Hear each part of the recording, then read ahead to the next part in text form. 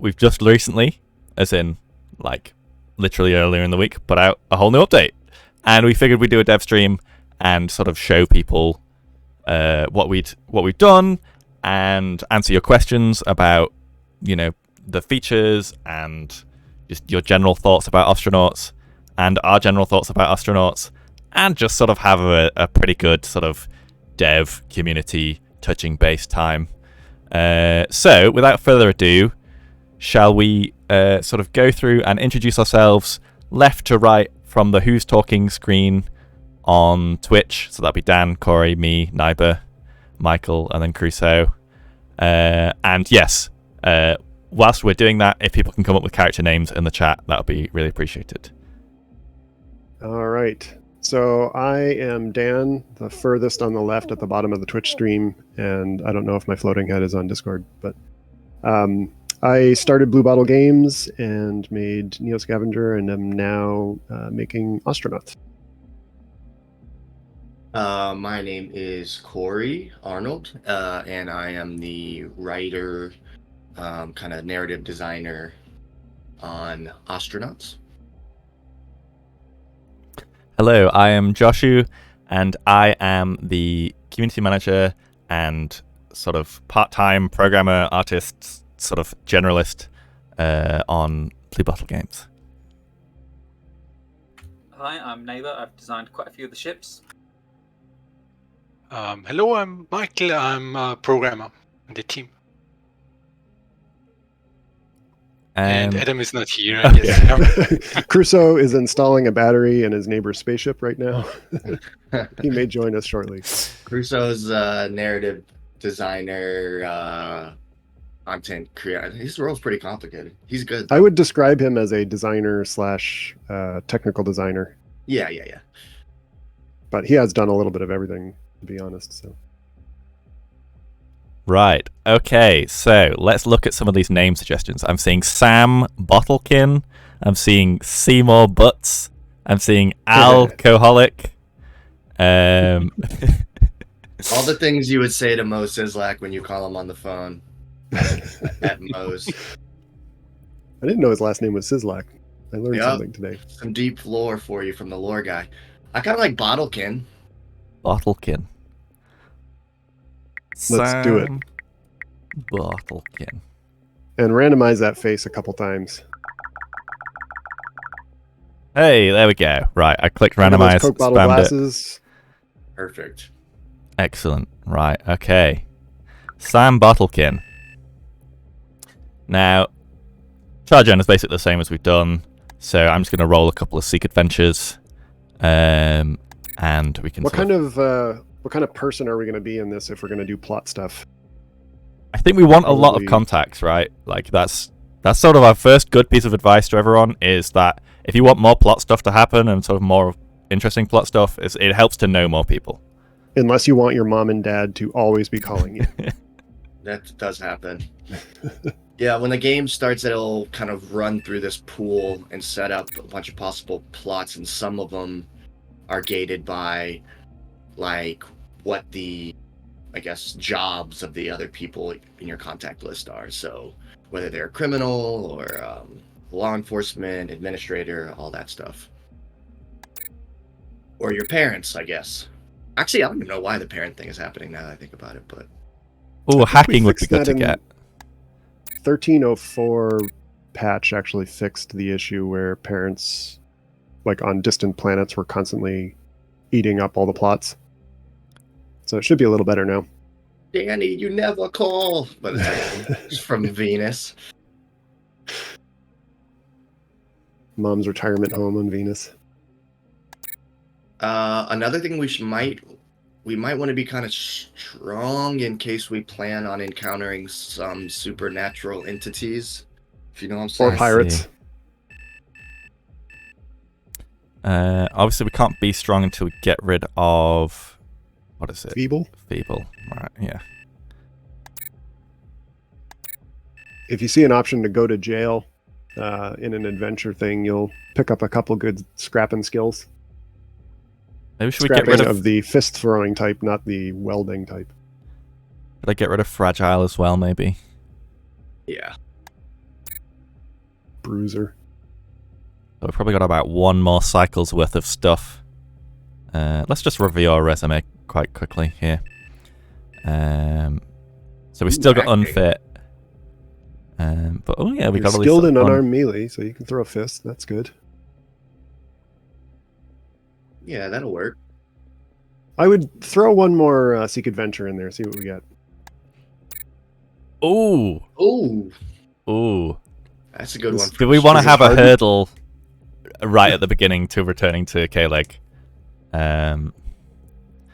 Well, you can just pay. You can just pay off the. Oh yeah, I forgot how this works now. Anybody remembers when you get the hot rod? Tell us. But I think you can just pay the docking fee via your UI, but we'd have to get out to Flotilla or something. Is this how it would go? Well, I think if we do the fun thing, which is grab the key and run, then we get the cool ship. But then we're like we don't own the ship, so we can't actually like. I think you home. can dock with it, but you probably could get called out by a police officer, or you'll constantly get the nag screen when you start up the nav station. Yeah, that That part's might a actually little- be a bit of a bummer for streaming For stream. purposes. 'Cause Yeah, that's just what I'm thinking. I might just like call him on a technicality so we get the sort of gambling skill and the money. I guess we should talk about the design intention and goals of this patch for people who maybe haven't been along for the ride, right? Yeah. Well, broadly speaking, the Lucky Number 13 update was supposed to add ship-to-ship comms, some plot content, and sort of along for the ride came some other features like haulers and pirates now roam the boneyard doing their various jobs. And then we have some data files and PDA hacking, which let you see more game lore and even some like saleable stuff that you could bring to the black market. And supernatural stuff. This is the first time we made a concerted effort to Yeah, you'll see introduce- it like in the content scraps that are sprinkled throughout the game. You'll see it anyway, but there's kind of a deep dive into supernatural stuff if you want to. We've kind of designed that to be like you control the throttle. So if you really don't want supernatural stuff in the game, you can kind of not engage with it, and it'll mostly leave you alone. Which is also a little bit in the theme of the universe of Neo Scavenger and Astronauts, where things that people tend to believe in also tend to happen more, which is maybe a little bit of a spoiler, but if you're in here this far, you probably already knew that. And in terms of our plot system, we wanted it to be procedural like most of the other stuff in this game, and with the goal of the things that happen to you as a player kind of like are specific to you and your contacts and your friend group and your play experience, instead of being so tightly designed that they're the same thing that happens to everybody. So ideally the game's kind of creating these little narratives that are pretty personalized to your playthrough. Yeah, it's actually I think we have a little bit of both, like a traditional plot where it's mostly writing and like lots of text, and it's fairly consistent from game to game, but the choices you make will branch it a bit, which I feel is a more traditional role-playing game style. And then we have this other type of plot, which is like, hey, there's this pool of plots that could happen, and let's say this one requires a former cellmate and an enemy in the police. Hey, it looks like this player has a history with a cellmate and a cop that hates them, so this plot will work for them. Let's plug in all the people like Mad Lib style and make this plot happen. So there is a little bit of kind of the old style and this new procedural style to play with, depending on, again, if you want to engage with one more than the other. Josh, do you know enough about how to engage with the primary written plot to be able to try to do a bit of it on stream? I think so. I think we might. Or Need it might to... just emerge organically, if you will. You want it to be more organic? Is that what you said, Corey? I was just trying to make an organic pun, but You just had to work it in. Yeah, it might just come out naturally. We do also. It's probably worth me also saying we do have some throttling mechanisms in the game, which are trying to make sure that the plot, but also other stuff that might be considered either interesting good or interesting bad, happen at the just right Goldilocks rate. So at a really basic level, what the game is doing is saying, hey, it's been 5 or 10 minutes and something interesting has happened to you. Let's throw something interesting at you. And then a little bit more specific than that, it's like, it's been 5 or 10 minutes and something kind of relaxing or good has happened to you, or 5 or 10 minutes and something exciting or bad has happened to you. And it basically tries to keep a pace of good and bad things happening to you, so that you're not basically seeing like a stretch of an hour with nothing and then a whole bunch all at once. And because of that, we may not see like a huge avalanche of things happening to us right at the beginning of the game. But as you're playing, like you might get a call from a character or things like the micrometeoroids hitting your ship, or police getting called on you, or sometimes even like pirates are nudged in your direction if the game decides, hey, this player's been a little too boring lately, we need something interesting to happen to them. Oh, there's a call out to you, Corey, on Twitch. Wet Dad liked your pun. So. Wow. Thank you. Your humor is appreciated. Well, that's my friend, so I think he's required. Well, you paid him well. Yeah. So this is our ship. Yes. Cowboy semicolon. Pretty cool name. Actually, while you're here, the PDA has had a little bit of an overhaul since the last update too, and it's maybe worth pointing a few of those things out. So the new, this is the Files UI. This will let you see any nearby device that contains files, as long as it's been unlocked and it's turned on. So some PDAs will be locked and you can't access them. And then in many of the cases, the files on those devices actually can be examined, and like here you get a description of what's on that file. Sometimes the files even have like Wikipedia style entries on like related colonies or brands or people in the solar system. Like this one that Josh has just opened up refers to K-Leg, so you can learn all about K-Leg. And sometimes there's an illustration to go with those as well. So for anyone who is kind of wondering about the setting and the lore of the game universe, there's a pretty big chunk of information now in the game that you can get to. And then the other two things, NavMap and NavLink. NavMap is basically a way for you to see the surroundings. It's almost exactly like your nav station, except you can't fly the ship. This is just map panning and zooming. But if you're not at your nav station and you want to kind of see what just caused the proximity alarm, or there's a ship ID you want to be visiting next and you're wondering where it is, you don't have to go all the way back to the nav now. You can just use your PDA, provided you're on the same ship as a nav you have access to. If you're deep in the bowels of K-Leg, you won't be able to do this. And then there is also the NavLink, which is a new app, but it's a thing you've seen before. This is just the way that you connect your PDA to a nav station, and that lets you subscribe to alerts from the ship, like proximity alarms just gone off, or rename your ship at the top if you want.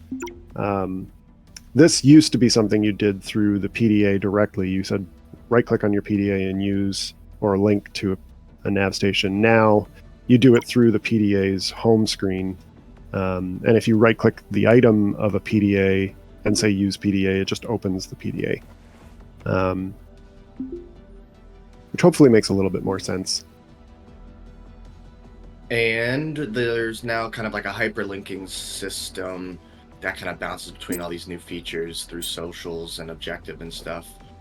which makes it a little bit more useful when you actually get involved in these plots, which also... We don't have one with a hyperlink yet, but I imagine one will be shortly coming.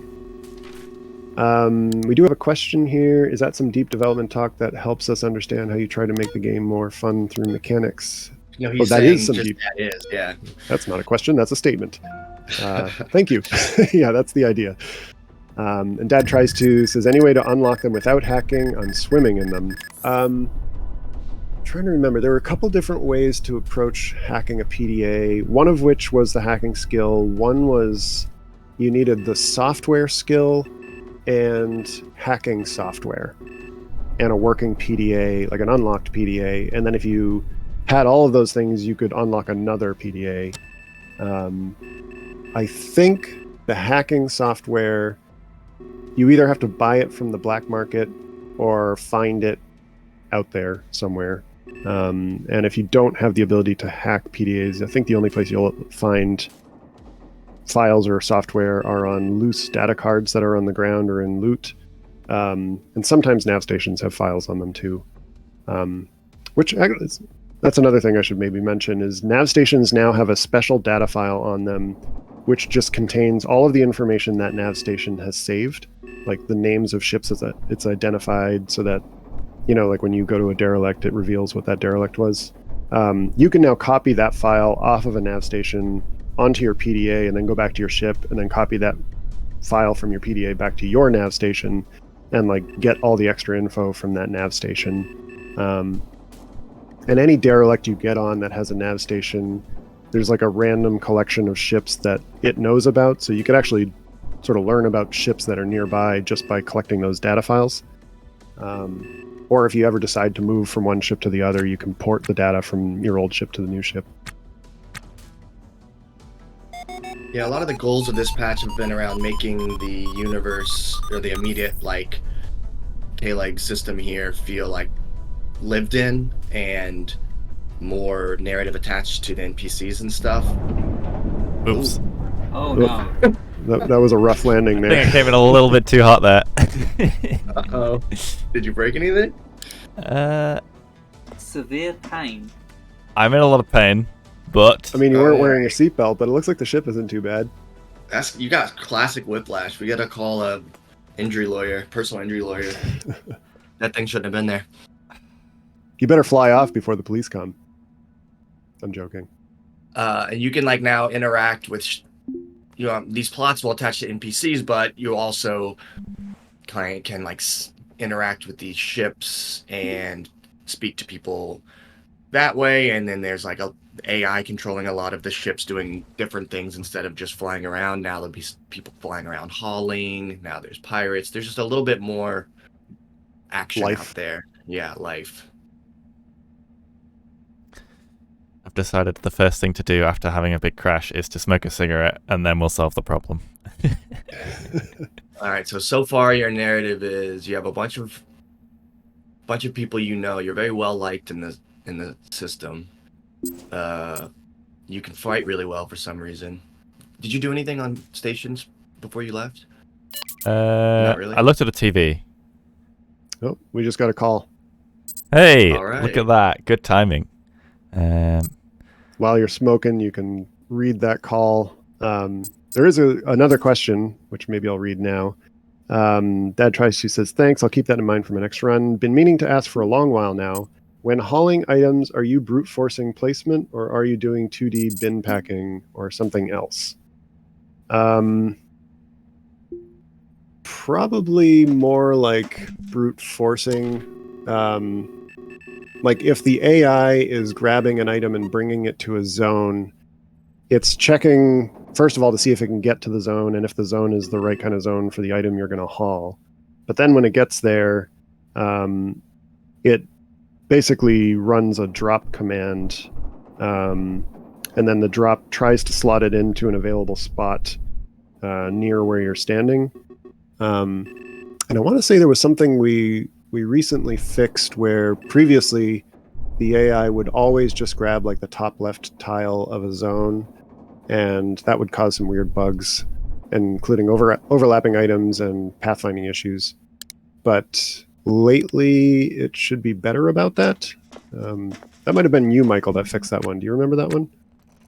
Yeah, it was like a funny thing where, in particular, if you dragged something, then the item tried to find its target position based on where it was being dragged, and that's what caused a lot of issues. Since basically, your character goes to where it's supposed to be, but then the item dragged behind it was then too far away, and then it kind of like panic dropped itself somewhere, and that's how you guys got this like invalid drop positions all the time.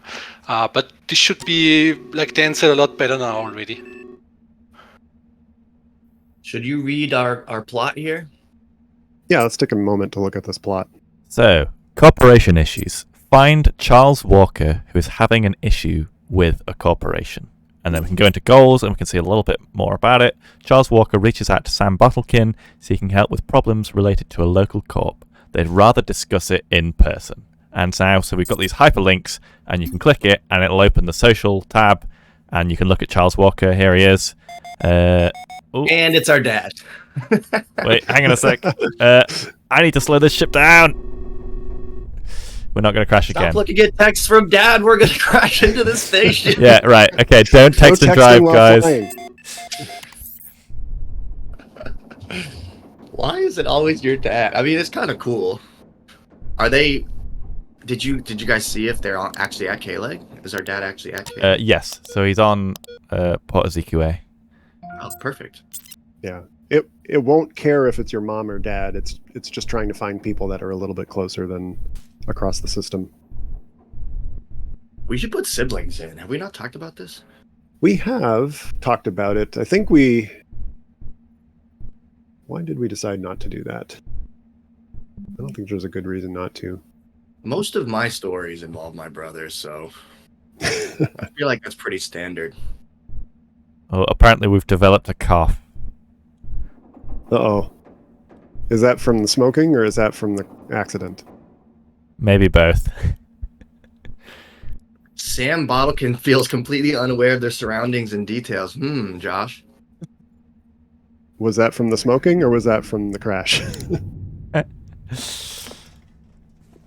He has been... Let's snuff out that cigarette. I think actually when it says feels like in the log like that, that's a temporary effect from drugs usually. It could be from an injury, but it's usually drugs that say something like that. Whereas, so it's the equivalent of having the oblivious trait. But if you had the oblivious trait, it wouldn't say feels like, it would just say you do. So you become temporarily oblivious when you get high. Yeah. One nice new feature about the contacts is if you click the link on the objective, the Charles Walker. The arrow. Yeah, but click on it again, please. Hey! What? I didn't even know about that. And if you go to the socials in the PDA, because like sometimes they can call you from anywhere in the world, and the location you can also click there. Could you click on Puerto Nuevo, for example, or like somewhere else? Right, somewhere we're not. In the ship. Yeah, you have to be near a nav station, yeah. But it will open actually the nav map, and it shows you where this is. So you don't have to guess. You can actually like find this easier now. Yeah, and there's one gotcha there. If it basically works if your nav station can see the ship from where you are, but if it was like on the other side of a planet or out of range of your nav, you still wouldn't see it. So which ship did you click when you clicked that? The missing candle. Probably a derelict we haven't discovered yet. That's why it doesn't zoom in. Let's go to... Oh wait, which one was that? That was commercial, but I just realized it's not really visible in the map. That's an invisible one, yeah. Yeah. Port Ezekiel. Try... Yeah, so we are actually focused on it. Yeah. That's where you are. Like you could click probably one of the ship names, Ulterior Future or Porto Nuevo, and that has actually, so you can very clearly see that we focused on that, and that isn't where we were before. That's quite a ways away. We're not going there. That's next patch or next update. Is that a part of our plot or just? I think that might have been like a parent or something. Most of the people that are spawned in your social contacts are going to be local, but Naomi Walker is on Porto Nuevo for some. Yeah, it's your biological mother. We got The some parents can questions. sometimes be far away. Quite a few actually. I think it has been a little bit since this is from Wisdom LBW. I think it has been a little bit since I played Astronauts. Are we able to visit Earth or the Moon yet? I love Neo Scavenger. It was my first Steam game. Oh, thank wow. you. Yeah, I love Neo Scavenger, the first Steam game. That's unique. I don't think I've heard that one before. So you technically can go to Earth or the Moon or anywhere in the system. You're not really supposed to yet because there's not a whole lot there for you. Like, we're kind of building K-Leg out first as like the template for what an area should have in it. And then our next update, 14, is meant to be like, okay, now we're going to choose a new place in the system, make it similar to K-Leg in terms of the stuff it has going on there. And then gradually, probably like at launch and beyond, we'll be adding more and more places to visit that are, again, similar to K-Leg in complexity. But yeah, like that's milestone 14, which is long-range travel, super fast forward, and modular reactor system, and another place in the solar system that has interesting stuff going on. Lint Kid asks, any plans to add intermediate power source between battery and fusion, maybe cheaper but more dangerous fission? I don't know if we're going to do fission.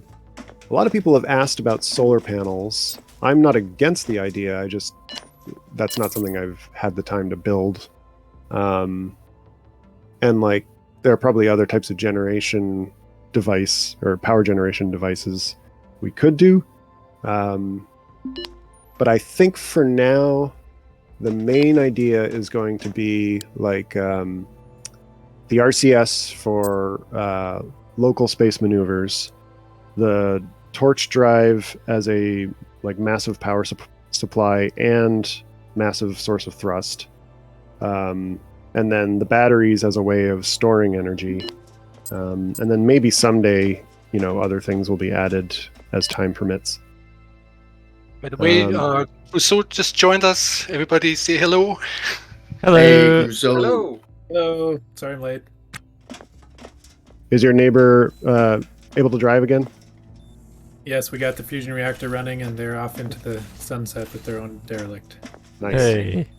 I can't believe you let them fire that thing up so close to your house. Well, yeah. Should we read through the plot, especially since Crusoe just got here? Yes. So I just talked to Charles Walker, Who's my father? who's our father, and I asked them about the issues with the corporation. Charles Walker said that they are compiling evidence of ethical concerns about the labour practices of a local corporation and asked us to talk to George Newton to help them out. So I agreed to talk to George Newton, and now we're going to go find that guy. And we can go, we can use our little handy link system there. You can see how it says corporation issues, and we can click George Newton and kind of get a sense of where he is in the system. George Newton. Oh, the good old missing candle, which we don't know. We don't know where that ship is. Oh, is he like way off in the... Probably he's either out of line of sight of where you are now, like behind the asteroid, or in a derelict we haven't revealed yet. Or it's possible they're out of range, but most of the NPCs should be at least around K-Leg somewhere in the ring of buoys. I'll try giving the station a sort of once round. Well, if he's on a ship called the Missing Candle, we know he's not on OKLG, right? No, sorry, I mean circle circle the asteroid. Aha, but Got it. I haven't paid the docking fees, and luckily we get quite a nice little reminder. Unpaid docking We get a fees. tutorial now. That wasn't there before. Don't you guys love fees, folks? Yay, spending all of our money. Woo! We put a lot of time and effort in this game into rudimentary issues of taxation and licensing. Bureaucracy. Yay. BBG way, baby. We know that's what you crave.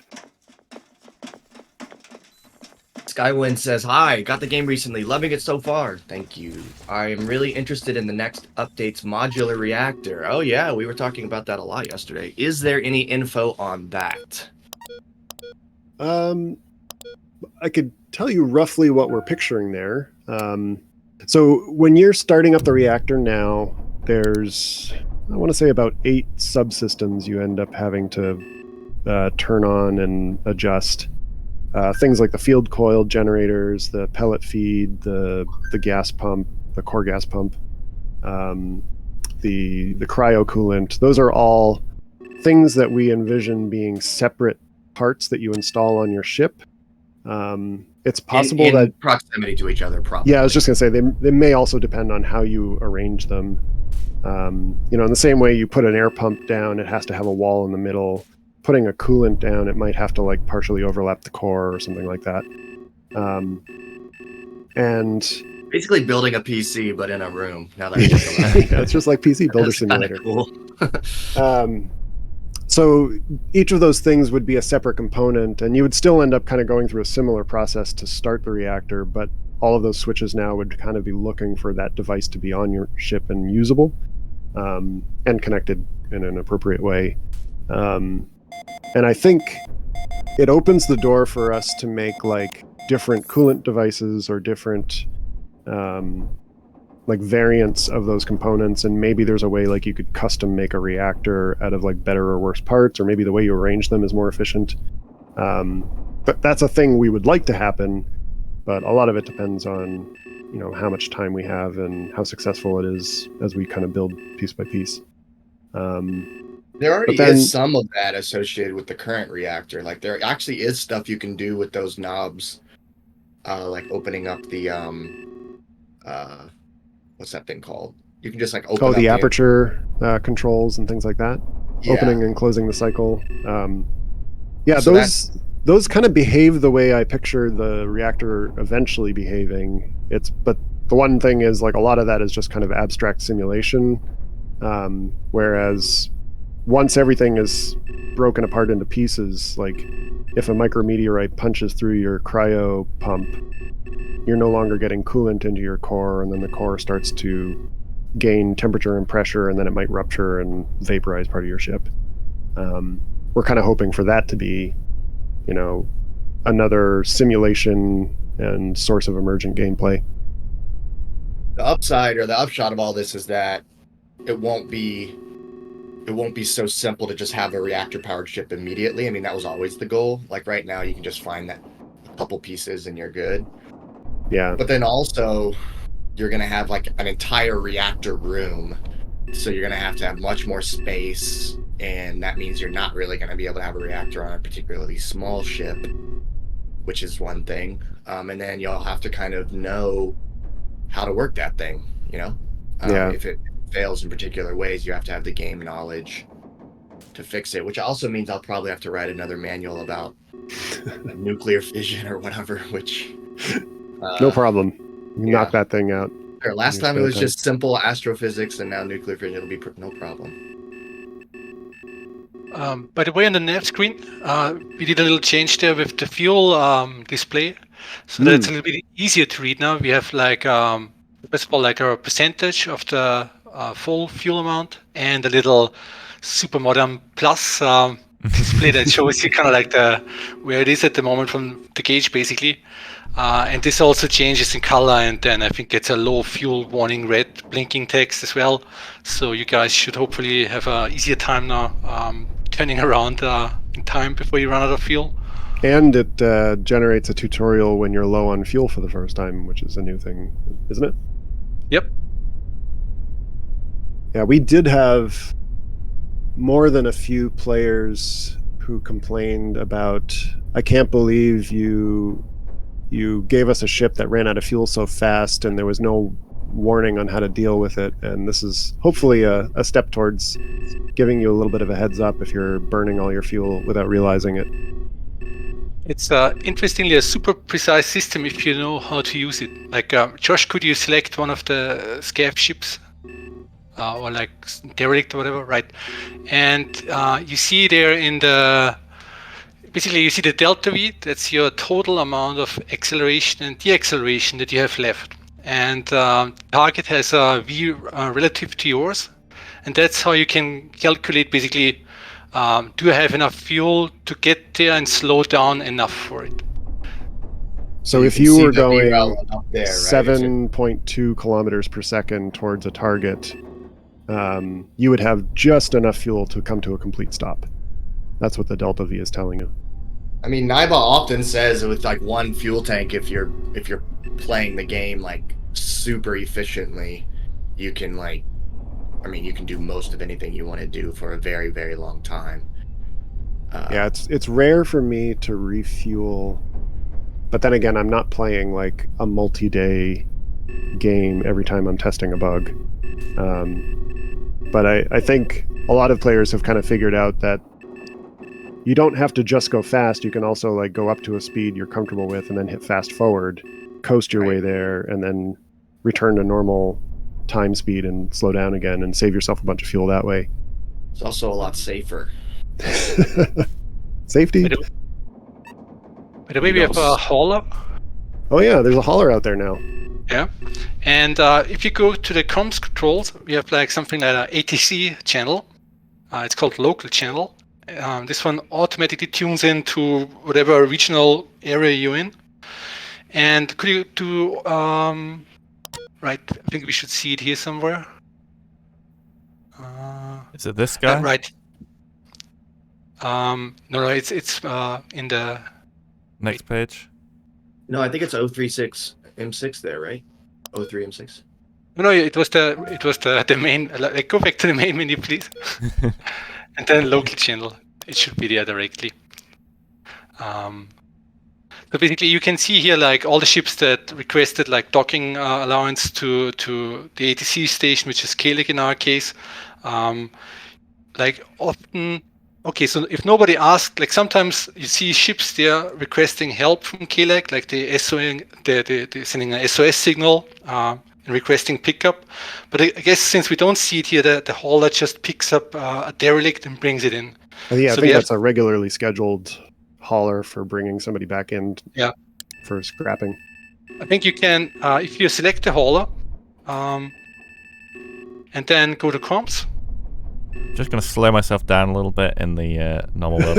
What, you don't want to crash? I'm going at like 1k relative velocity to him right now, and I just don't want to. He may be going pretty fast too. Yeah, I think he's zooming. And main menu, yeah. And if you select something, did you select them on the left? Right. No. Oh, I think you deselected earlier. Yeah. So. If you select something, it's automatically selected in the ship overview here as well. So Josh just went in, and let me. I just want to do that again. Sorry. Yeah. So I've selected him because I did it really quick, and now you see the red brackets. That's the thing I have selected. Mm-hmm. Yeah. If you choose it now, and then you can request ship status. So basically, you can communicate with it now, and it will tell you what it does. VD2Y3, probably a derelict, so I don't know if we'd be able to see which ship that is specifically, but we could take a look. We can change to call signs. I'm going to assume it's this. If I had to guess. Yeah, it's untagged, but that's a pretty good assumption. Well, he's going pretty fast to be aiming for that guy. I bet you it's maybe there's something over there. There's also other stuff you can do in this comms menu. You can request different docking permissions. You can ask for a rumor going around in the system if you just want to chat it up with. You can ask for help. You can ask for help, yeah. You can ask for a haul, right? Can't you? When you're out of gas? Yep. And it's also like if there's a ship next to you, close to you, it can also ask you for fuel, and you can transfer fuel to it. This all happens with the comms system. Yeah. So there's just in general a lot more reason to interact with the ships that are around you, and they have their own reasons of doing what they're doing, and you're sort of incidental to their behaviors in a way, which is part of the BBG thing, is you're not the main character of the whole world, right? Yeah. You're just going about your day, and so are they. Yeah, I think the feel that I enjoy in games and want to put into games like this is like you're part of a world and you can just immerse yourself in it. And I don't necessarily want to be a hero or like, you know, the main character. I just want to kind of make my way. In Twitch or Discord, we have a couple comments. One, Happy Cat, when is the game going to be concerned with excess pressure? At the moment, the game only cares about how low pressure is. But I noticed there's fires in the roadmap. Yeah, that's basically where that will matter more. Explosions, fires, all of that will basically involve like checking temperatures and pressures and that sort of thing. And that's also where combat comes in. It kind of logically makes sense to throw all those together. That'll be 15, so not the next milestone, but the one after. And then Dad Tries To says, I really like the changes here. It really makes the place feel more lived in. Yeah, that's good to hear. Thank you. And that's totally what we were hoping for. There's also a bunch in chat I can get for you, Dan, here in Twitch. Okay. Well, first of all, Jonathan says they look forward to the new systems. Thanks, so do we. And also they say if you're not ramming a derelict at 900 ms, are you really even playing? Well, that's sort of a question for Josh. Actually, I am notorious for being the very first person to slam an entire ship into the asteroid on stream, so... Anyway, another question. I was wondering if currently haulers are the biggest way of quote-unquote respawning derelicts. Have you guys considered anything else like this? Of course, this is talking long-term, but not 014. So the answer to the question is the haulers do repopulate the boneyard. There aren't any other things that put derelicts into the boneyard. There are other ships that will appear in the boneyard that are piloted, and those get replenished over time pretty readily. I think probably in terms of how quickly they're replenished, right now it's pretty slow. I bet you could outpace the hauler if you really tried. But that's not too hard for us to change in the future. If we find like most players are running out of derelicts still too quickly, we can do that. And then there's a second question there. Writing suggestions is a really fun thing for me to do for this game, so it's just fun to talk about intentions to help me come up with more ideas. You and me both. we like talking about the future and possibilities of the game, and sometimes that gets in the way of us actually creating stuff because we're carried away with brainstorming. But yeah, like I definitely want everybody to feel like they know what kind of game we're making, so they can make suggestions that are in line with the expectations of the game. Because it really is like a collaborative effort to build this game. You know, we might be doing most of the hands-on work, but seeing the way people interact with the game and things that they enjoy doing, don't enjoy doing, or wish they could do, it tells us a lot about, you know, how we can alter our plans. And hopefully make this a thing that a lot of people enjoy. Yeah, we pay a lot of attention to the Discord and what everybody's saying and what they're looking for, and it informs our development hugely. So keep suggesting stuff. I think one of the things we love most when it comes to a suggestion is like if there's like two loose ends in the game and the suggestion somehow ties those loose ends together. Yeah. You know, it's like, you know, this problem causes too few NPCs to be in this region, and there's this other thing over here which causes too many NPCs. It's like, what if those two things just plugged into each other? It's like, oh my gosh, great. We just solved both problems at the same time. Or it's like, you know, a feature that's mostly there and like a slight change to it really makes a big difference. Those are the kinds of things we can usually act on, whereas like more blue sky ideas that we'd have to like build from the ground up, those take a lot of time, and we don't have a lot of time to deviate off the course we've already planned. So Josh has docked with one of my favorite ships in the game, Naiba. Oh, thank you. Yeah, although I'm partial to any of the Orange Way ships. But Which one was this one? it is the Pequod, right? No. The Argoot. Yeah, the Argot, yeah. Argoot, okay. This one and the Halberd are the two that I always like finding. It's like perfect for one person though. And it you know, you can fit a reactor in if you want. You got a Hydra usually. It's good shit. An awful lot of RCS thrusters all outside. Yeah. How are you guys feeling about wait, there's another one before that. So if we suggest space werewolves, we might see them become a thing. I mean, yeah, sure. We've talked. I mean, in fact, we wrote Space Stalker Believe it or not. into a couple of, based on Neo Scavenger, we wrote that into a couple of lore pieces, although it doesn't appear in game yet. But I mean, we're not against space cryptids.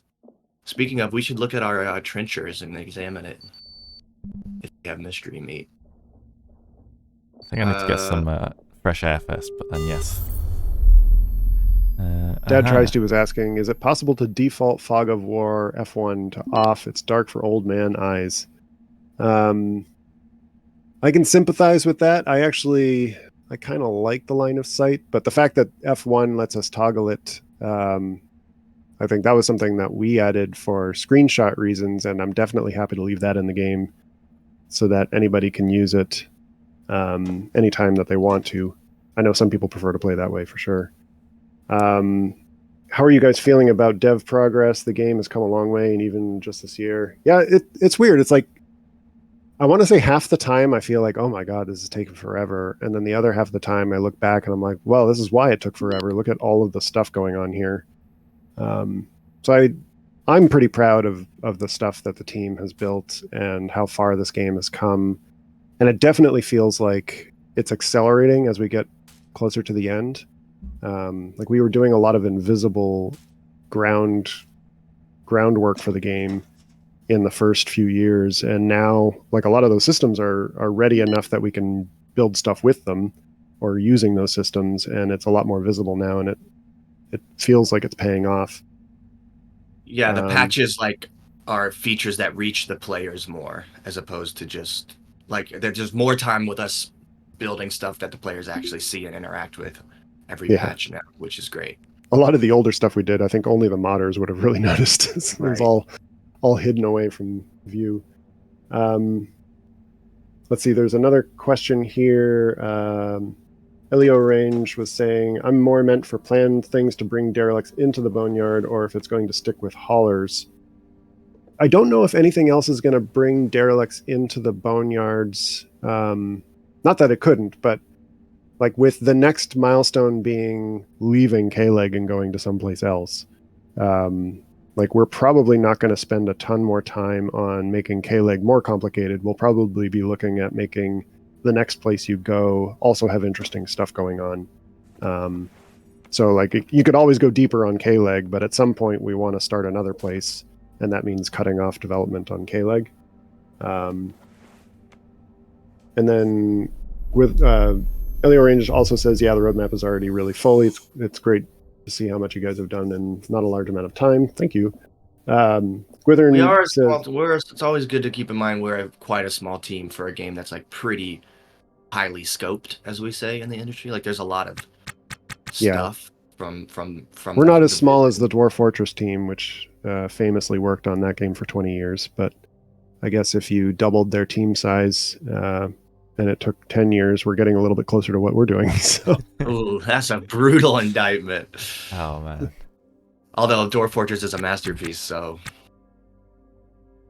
it NVO says, is. just want to say, NV0 wants to say, just want to say you guys are awesome and keep on killing it. One of my favorite indies and just such a unique vision and experience. Thank you. No, thank you. That feels so great.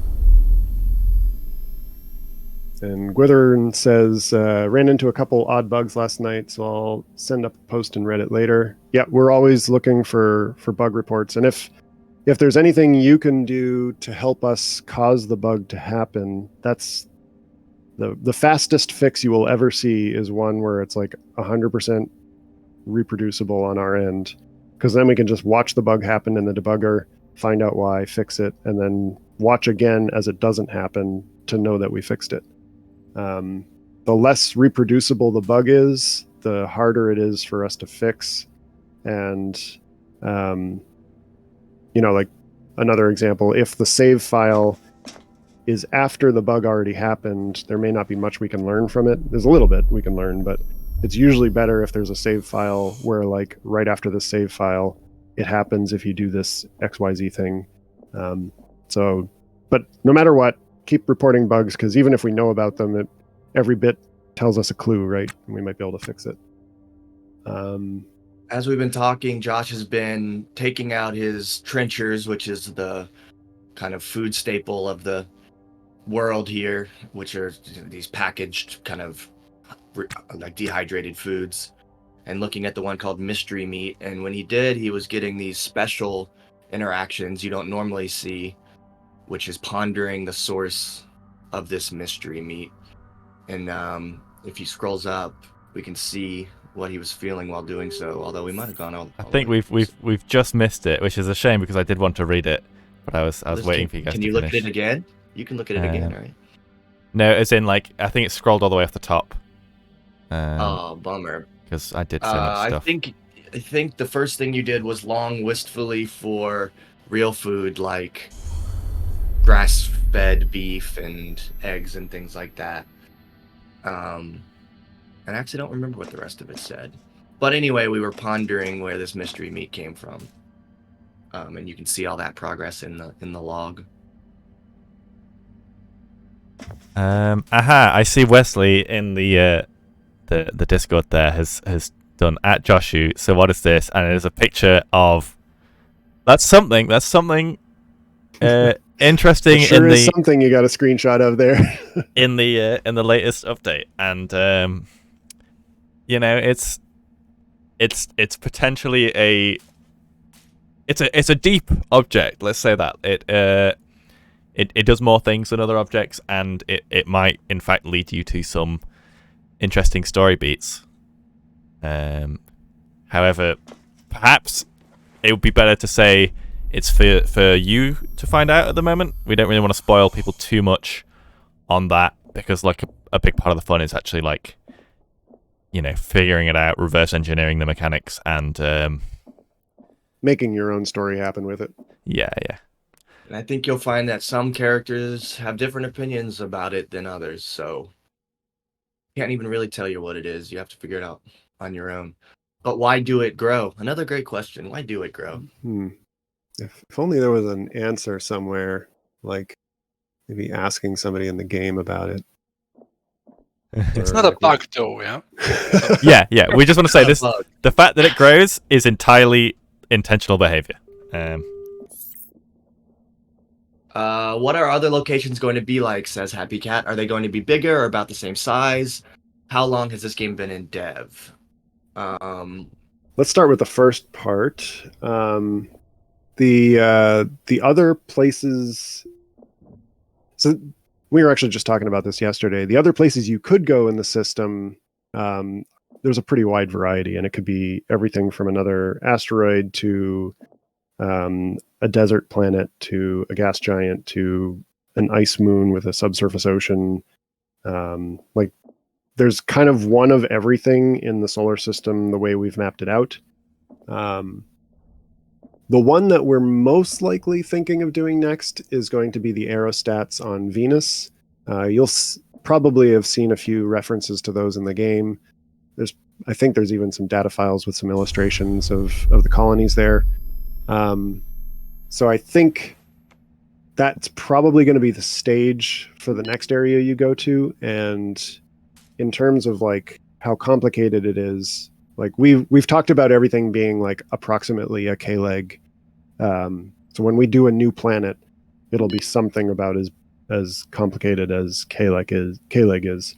So maybe like one fairly deep station, maybe a secondary station like flotilla, a handful of other like waypoints and depots, and then like maybe its own traffic patterns, The one thing we don't have yet, which we have to discuss, is now that there's 2 places across the system from each other, are there any sort of like macroscopic reasons to go from one to the other and back again?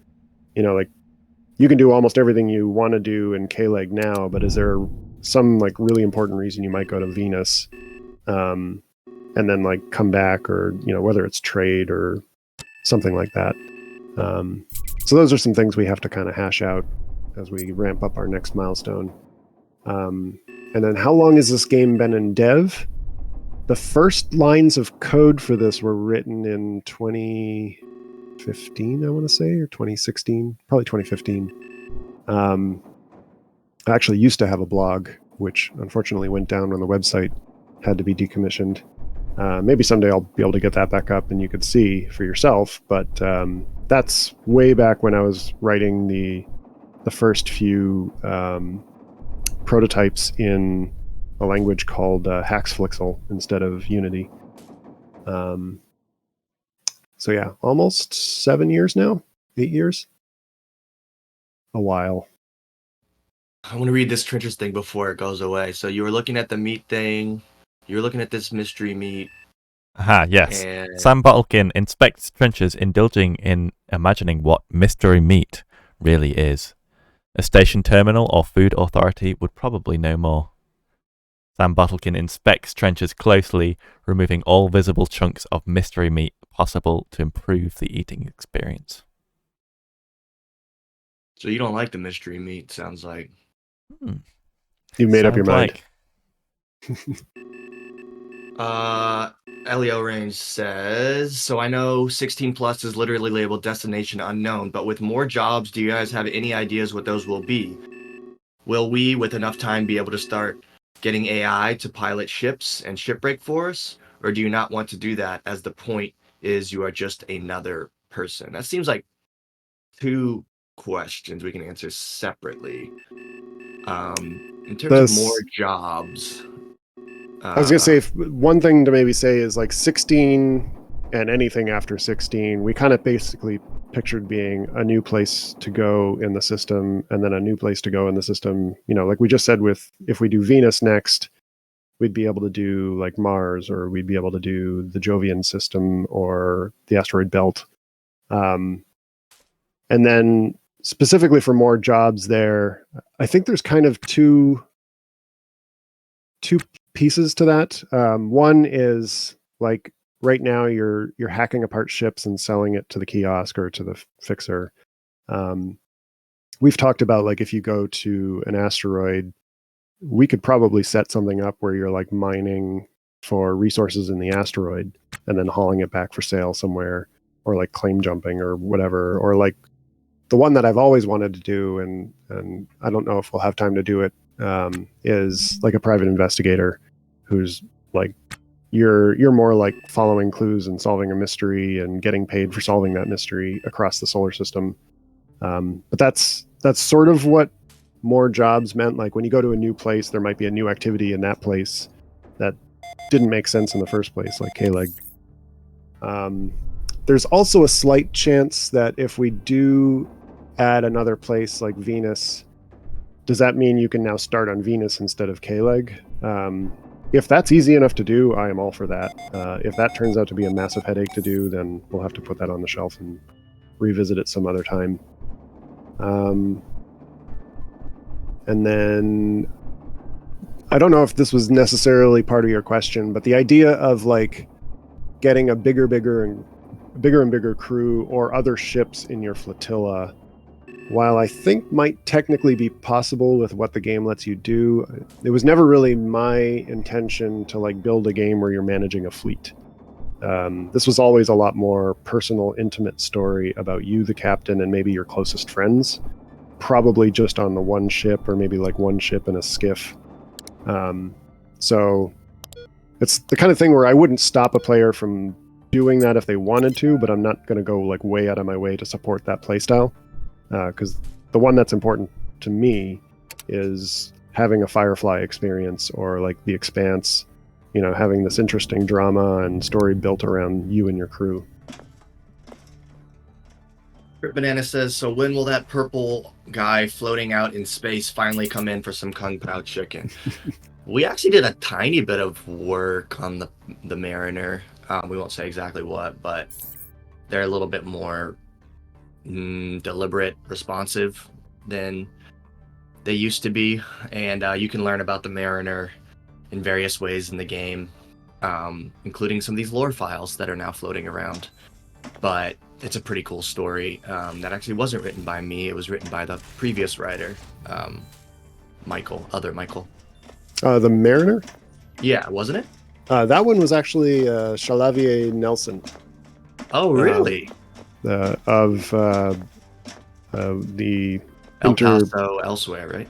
Yeah, El Paso. I was going to say all these other games like Airport for Aliens currently run by dogs. That's the one I was trying to remember. I was like, is it the Interplanetary Airport for Aliens currently run by dogs?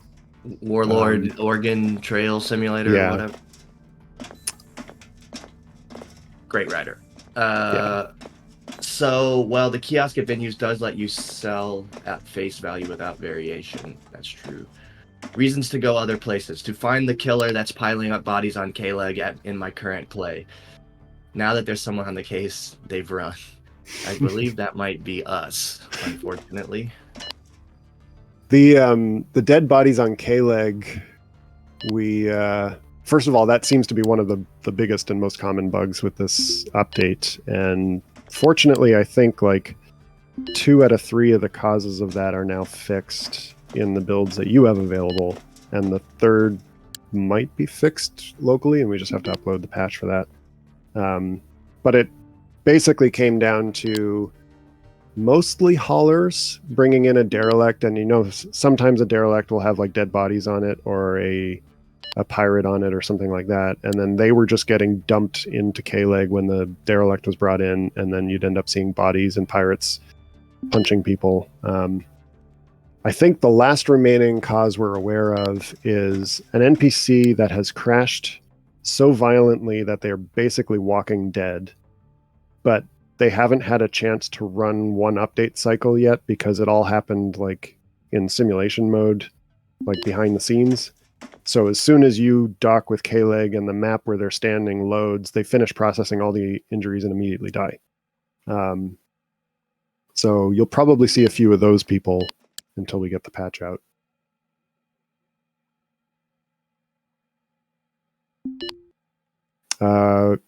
Crypt K Banana says, will we ever be able to establish a private station like a condo? So unofficially, you could probably do that now. Like if you set up shop inside a derelict, or even if you bought a ship and then just parked it somewhere and that was your base of operations, that's totally doable in like an unsupported way. But if you wanted to like have an actual station that like maintains a stable orbit and does say all the things Flotilla does, that's a little bit hard to say. Like, maybe when we do a future location, there'll be something like that we throw in there as an activity you can do in that location, but I don't think we're going to do that in K-Leg. With the exception of Flotilla, which is basically a place you can go build whatever you want onto and nobody will bat an eyelash, as long as you don't destroy what's already there. You could have a condo on Flotilla.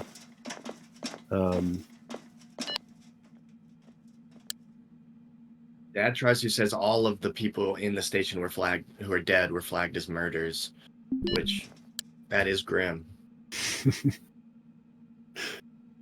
That's actually the plot for like finding out cause of death, which Crusoe spent a lot of time working on, and that can be a lot of fun to play with too. I think you can only do one at a time, but once you're done with that one, you can start another one and do as many in a row like that as you want.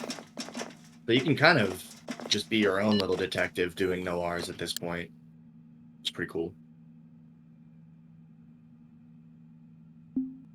Yeah, it's kind of a mini game of finding out who wants to know that the person is dead most, and will give you good stuff. There's money on the table, and there's also some people who will give you other things that aren't money. That Tries To says, I'm enjoying it, living my The Expanse fantasy. That is excellent to hear. If if that's how you feel, then we have accomplished our mission. That's basically why we built the game. We're like, oh, I want to be in the Expanse. I want these things to keep happening. The show's over.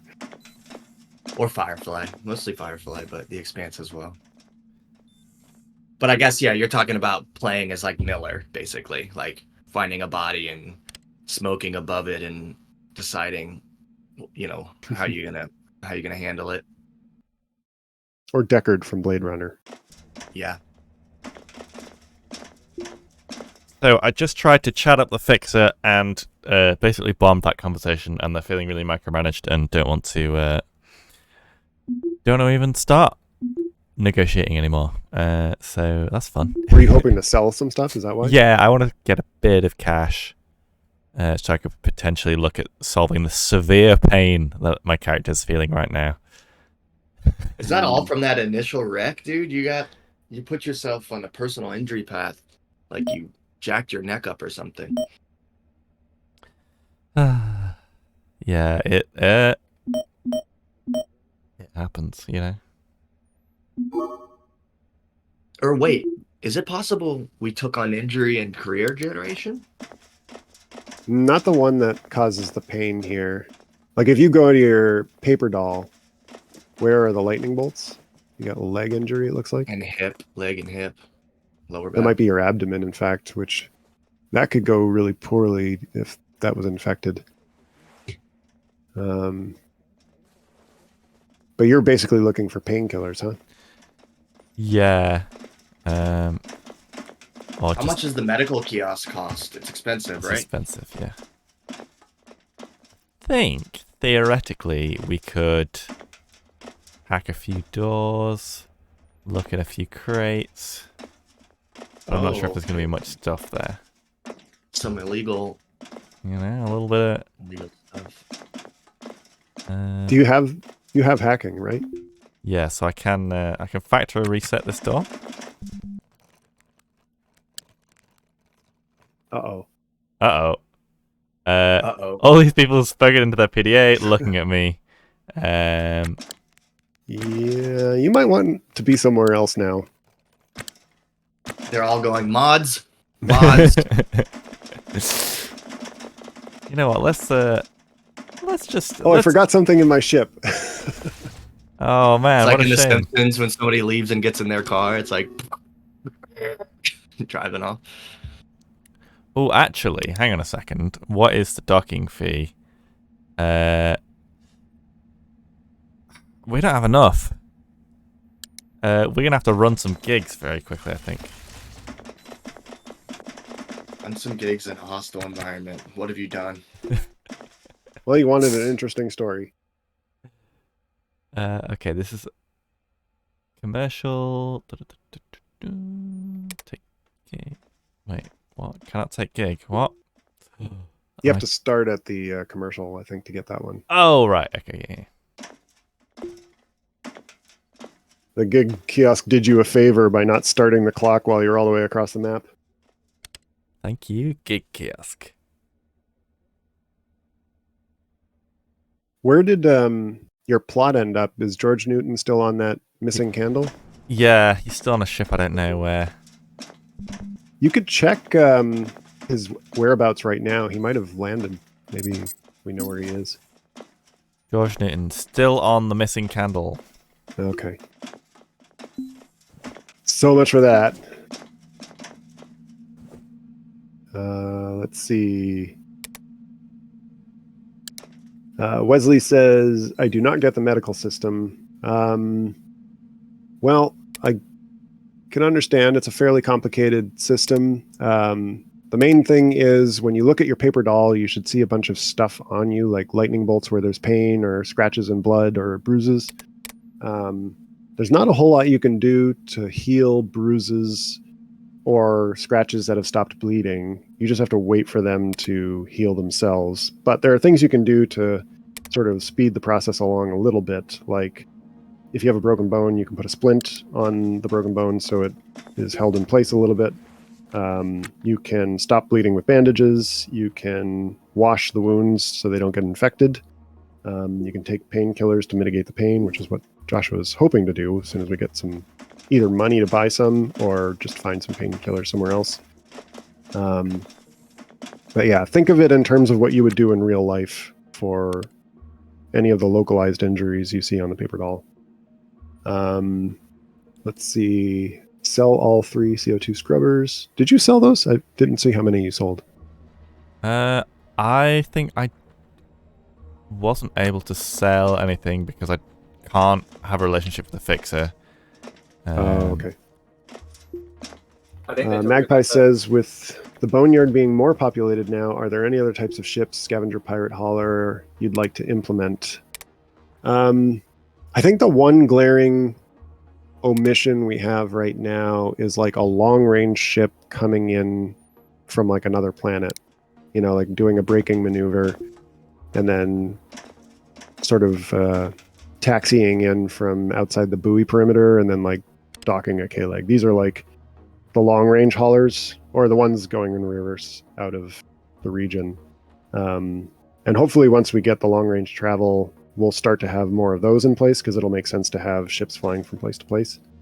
I think there's probably other types of ships we could do, but I don't have any immediate ones on my mind other than that long-range one. And then other places we go might have other things like, again, if we do mining, there might be other miner ships, or if we did the aerostats on Venus, there might be like atmospheric couriers going from aerostat to aerostat. And there's always the opportunity to do more. Let's see. Elio Range says, do you think maybe an incentive of going to different places could be that they offer different services? Like Venus could have something to help you build a ship, almost like a shipyard, but maybe another place could have better scrap, a higher license cost. Yeah, I mean, that makes a lot of sense. We were kind of talking about a similar idea of like maybe you can physically get a reactor in K-Leg, but like the license to operate it around populated areas is only available on Venus, which is more of a bureaucratic reason of going there. But yeah, there's always a way we could artificially, make you want to go to other places to kind of complete your collection of experiences. You're currently in so much pain. You're walking at like. No, I'm Wow, slowing speed. the game down so that I'm getting like the optimal gig payout. Oh, Oh wow, interesting. But are you trying to get a platinum? Yeah. Well, you guys are seeing some pro strats here, folks. Gold tier payout. Damn it. gold, not bad. I I'll think take gold. it might be because I'm in pain. I am just naturally walking a little bit slower. Slightly slower, yeah. You should have enough now if you cancel the mortgage payment. Yes, Should have that's- enough for the medical kiosk. No, not enough for the medical kiosk. But I've got enough that I can get off the station. In fact, you know what? Let's go to the medical... I can go at normal speed now. Let's go to the medical kiosk and show people the prices. Just to sort of... Cyrus home. says hello. He's over on Twitch. Hey, Hello, Cyrus. Hey. Cyrus did some art assets. Actually, not this graffiti, but every other graffiti you see in the game is probably him. This particular graffiti on the transit was Josh, though, including the mom joke. You love the mom joke. Let's see. Happy Cat says, the ability to design and have a ship built for you. A lot of people have talked about like variations on that theme, like getting somebody to just totally repair your ship, or a dry dock where you can do it yourself and you rent time at the dry dock, or having a ship custom designed in some kind of editor and then like buying it and having it delivered to you. Those are all neat ideas. I wouldn't say no to them, except that we do have some things that we have to do first because we promised those first. And then I was thinking even just along the lines of bringing a ship and having the ability to design off of it. But this also works and would be nice for people who like building and want bigger ships. Yeah, I mean, right now the ship editor is probably the closest you'll get to just being able to tinker and build and try out ideas. When you finish building something in the ship editor, you can always hit Cruise Sim to play with it, to simulate the ship and see if it works. A kiosk with every ship part for sale, like reactors and thrusters, brand new. You're probably never going to find that in the game unless it's like the factory. We put the factory for like I don't know what a good factory would be. Weber Industries. You can buy every Weber thing at the Weber Industries kiosk or store, but I don't think we'd ever have like a place that just has everything because it would be kind of unrealistic. And that's what the ship editor is for if you just want to play with stuff. Let's see. I understand the barotrauma medical stuff. I don't even know if I do or if I've played with that before. I've played barotrauma, but I don't think I treated my own wounds there. And if you have the money, then you just go to the kiosk and the ship design menu used from the main menu pops up or some equivalent. Yeah, I think, like I said, the ship editor is probably the closest we'll get for now. And then, if there's time at the end, there's a huge list of things we want to add, and letting players kind of custom order a ship would be cool. Wesley says, lightning bolts, and why is mortgage so big? Can reactor explode? Reactor can explode, and I think the main way that'll happen is if you try and use it when it's right on the verge of becoming damaged. Why is a mortgage so big? Because you borrowed a lot of money, and people who borrow money are a good way to get money if you're a bank. Will stations ever have more than one docking port? We've talked about ways we can do this. There's kind of a limitation built in right now, which is why every ship only has one docking ring on it. But we've thought of a few ways to avoid that. And we might add them just because, but it also might come up again when we do milestone 15 with combat. Because it kind of makes sense. Like if you destroy a ship and you can't dock with it anymore, but you want to kind of like hover outside and like spacewalk across to it, you would not necessarily be docking with it, just kind of like nearby it.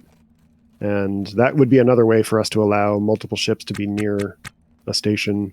But yeah, it's on our mind. We just haven't done it yet. Shipbuilder system would be later game.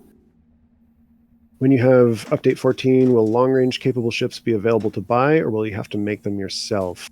Actually, the way the game is set up now, you have access to long-range capable ships with their... Well, no, I take that back. We turn the torch drive down so that it isn't quite as useful.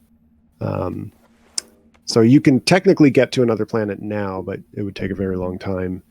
But the same ships you have now during the next update should be capable, if they have a torch drive on them, of going to another planet, provided you have the fuel to get there. And then it's more of a question of like, do you have enough fuel? Do you have the air and the food and water supplies? Because it's going to take days at least. Do you have a clear path that you're going to basically set your trajectory on? Things like that will be the deciding factor.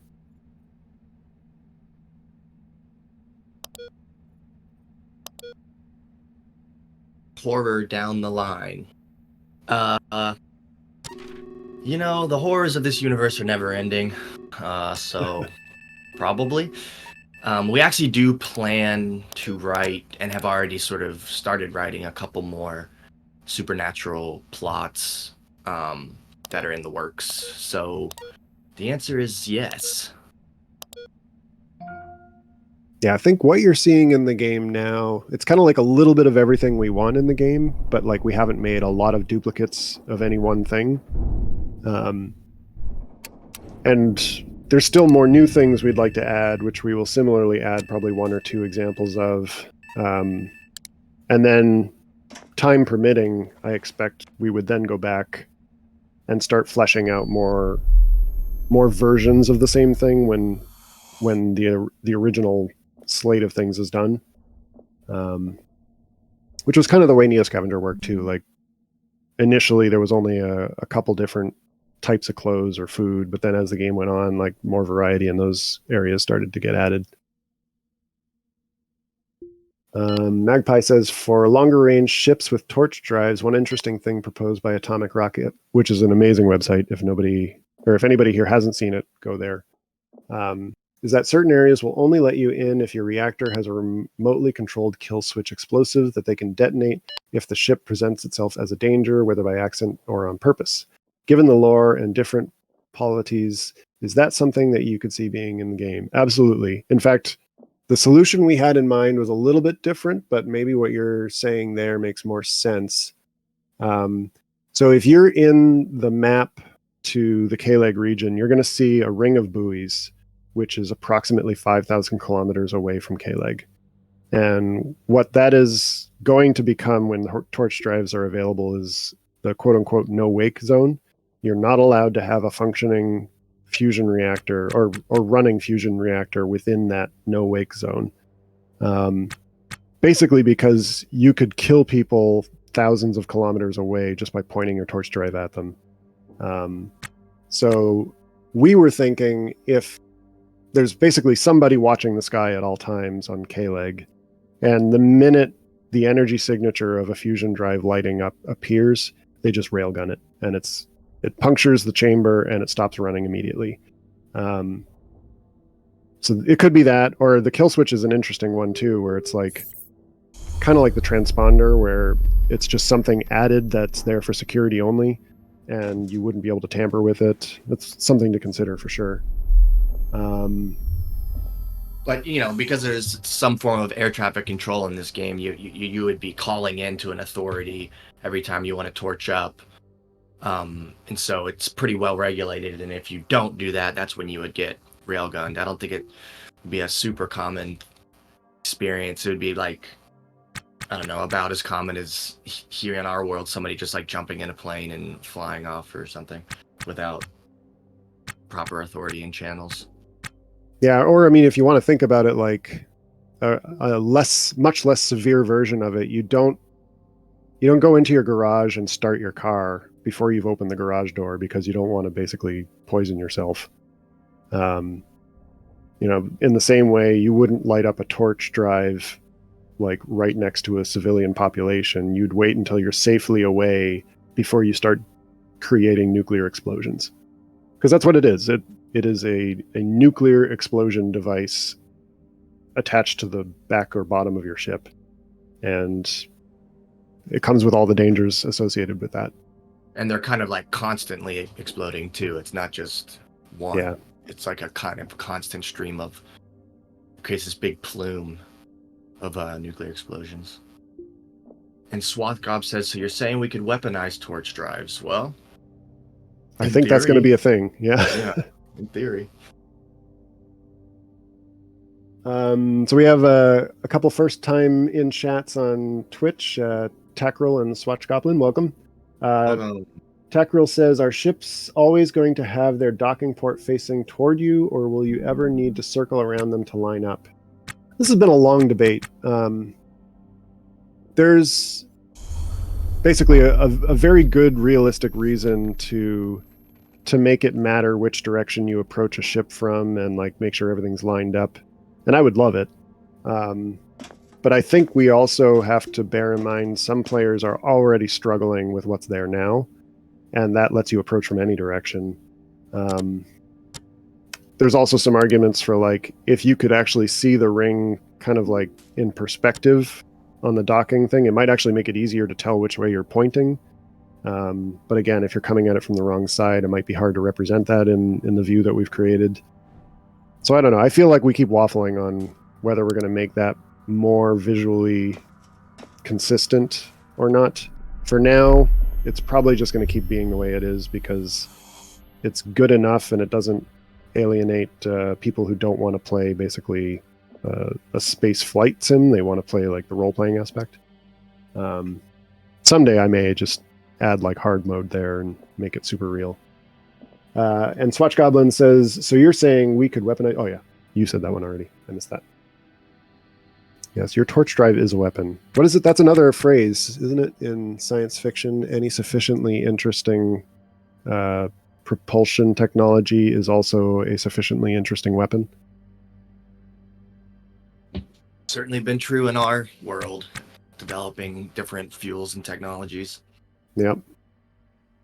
So Magpie's wondering if it's an Orion drive. Well, it's based vaguely on the Epstein from Expanse, which is itself based on a former design, which might be the Orion. Yeah, I want to say the Orion was actually fission, wasn't it? Maybe it was fusion. Yeah, Ryan's individual nuclear weapons. Do you remember, were they like fission explosions or fusion explosions? Fission, I think. I suppose at that point it doesn't really matter. It's like self-contained Yeah. bombs that just throws out the back. There's no reactor involved. Yeah. Ours and is like producing pellets that get dropped out the back and then activated at long range from a laser assembly. And so Yeah. it's if you want to think of a fusion, the Epstein fusion drive is a bunch of lasers shooting at a target, and that target contains the fusion molecules, so that when the pellet is hit by the lasers, it explodes, and then the molecules inside are squished together so hard from the explosion that they fuse and create a fusion explosion. The question I don't know the answer to, and if anybody knows the answer, I would love to hear it. In a fusion torch drive, what is the pellet frequency coming out of the back? Are we talking like 60 pellets coming out the back per second, or like 1 a minute? Like what's that rate of pellet explosion? And then B, what is the propellant in that reaction? Because the helium-3 and the deuterium are the fusion elements, but they're probably not also the propellant. You'd probably want something cheaper and more readily available as like the thing that gets propelled, or that gets pushed out the back so that you get pushed forward. Maybe it's just more water, but if there's an authoritative answer out there on that, I'd like to see it. Isn't it just directionality of where it's allowed to be? So it's reacting in a core, like in the reactor, and then you release it out one side, and therefore you go the other way. I don't know if if you're talking about a fusion reaction being like a pellet that's the size of, like, I'm trying to think of an equivalent, like the cap of a pen or smaller. I don't know if there's enough mass in those reactants at any speed to push you very fast in the other direction. Like if they came out the back of your ship at light speed, I don't know if that would really push you very far. Unless you were doing so much of that at once. I thought it was the force of the fusion pushing against like a pusher plate, as Magpie described it, and that's all it is. It's just like the force from the explosion itself. Well, I think with the Orion, though, it was like these were significant payloads going out behind you and exploding. So there's a lot of matter and energy like coming at you and hitting your pusher plate. That's what I assumed this one did as well, but I didn't know there was another propellant involved at all. Yeah. I think part of me thinks like it could be the fusion reaction is heating up water. The water is expanding, and then the expansion of the water in one direction is what's propelling you. That's cool. But I don't know if that's actually the case. Spraying superheated nuclear water everywhere as you fly. That's awesome. It is worth noting that none of this technology exists in the real world yet. And so I've been trying to build it in my garage, so it's really important that we get to the bottom of it right now. You're that kid in Illinois who got arrested by the FBI or whatever? I didn't hear about that. Was he building like a nuclear reactor? This was a while ago. Like he built a nuclear reactor in his basement. What? As like a science project and irradiated a bunch of things. So. Whoa. Where did he get like... It was like if the plutonium or something? No. It was in the smoke alarms, right? It was something like that, or like this was maybe back in the 80s before like it was as highly regulated. You could buy like a chemistry set and it would just have like radioactive elements in it. But yeah, I'm pretty sure there was like an Eagle Scout or something like that. It was like, I'm going to build a nuclear reactor as my project, and got into a bit of trouble over it.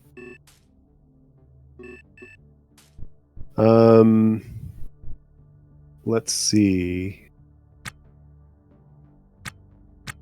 George Newton's on your case again. He is, which is frustrating because every time I click him, it still doesn't tell me where he is. Damn it. Well, you're on another... Oh, no, you rotated your camera. I was going to say, it looks like K-Leg's on the other side of the asteroid now. Maybe you can see him, but I think you just turned the camera around.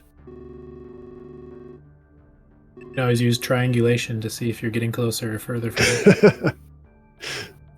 Sounding techniques. First time poster Mapako on Twitch says, so for now, are we only limited to RCS? Are you saying there will be actual engine drives later? Yeah, basically. So now you're using monopropellant or cold gas propellants. And technically there is a reactor and torch drive in there now, but if you open the aperture, I don't think it gives you as much thrust as it should. But later the thrust from that will be a lot stronger, like enough to push you at multiple Earth Gs. Yeah, that's going to be the main way of traveling from planet to planet, which is incidentally what we've been talking about for the next patch. So, yeah, among other things. Magpie asks, so how about mutations down the line? More effects from, eating. You know what? I think you might find, with a little more exploration in this very game, this very patch, something similar to that. So...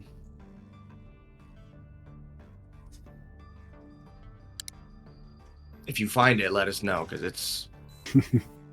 I don't think anybody has gone all the way down the particular, plot rabbit hole we're talking about. People have gotten very close to the end, but I don't think anybody's gotten to the end yet. I think it's Magpie who got very close to the end, right? Yeah. Might be the farthest along I'm aware of, so... Last time I checked, 4 people had got to the place. The finale. And but that had to be us, though. So that includes me, Dan, Crusoe, and then I'm assuming you, Corey, or maybe one of us on another machine. But maybe there's one person out there who's got all the way.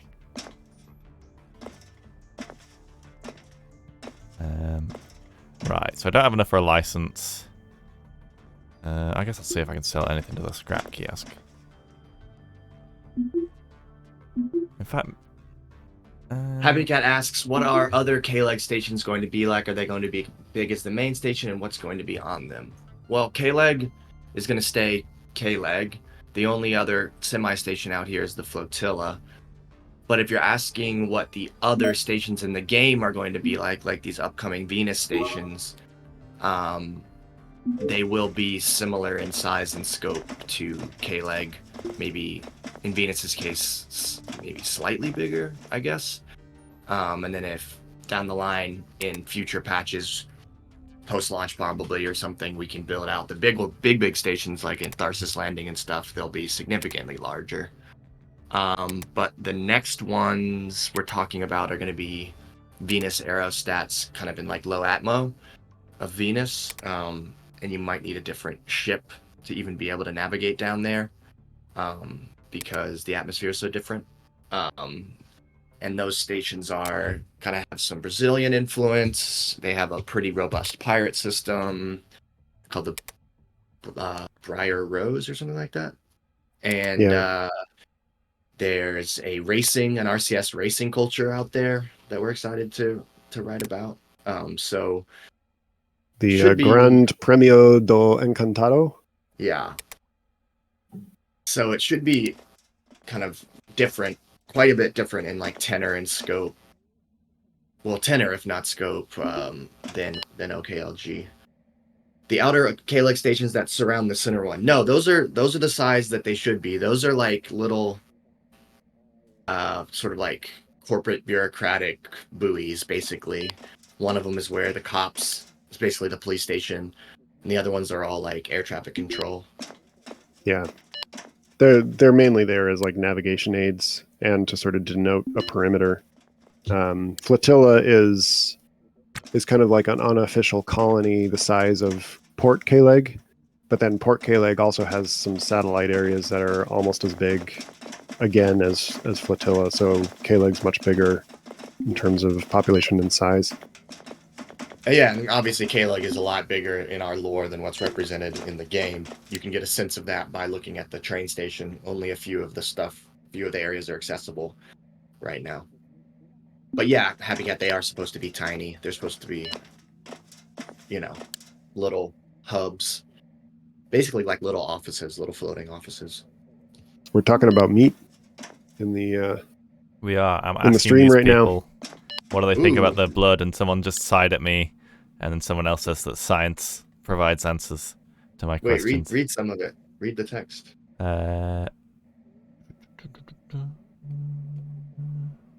First Sam Bottlekin describes strange blood they've seen and seeks their opinion. Adriana Connor rolls their eyes and sighs. I accidentally stepped towards Braden Berry threateningly because I clicked the wrong button. And then they placed their hand on my arm.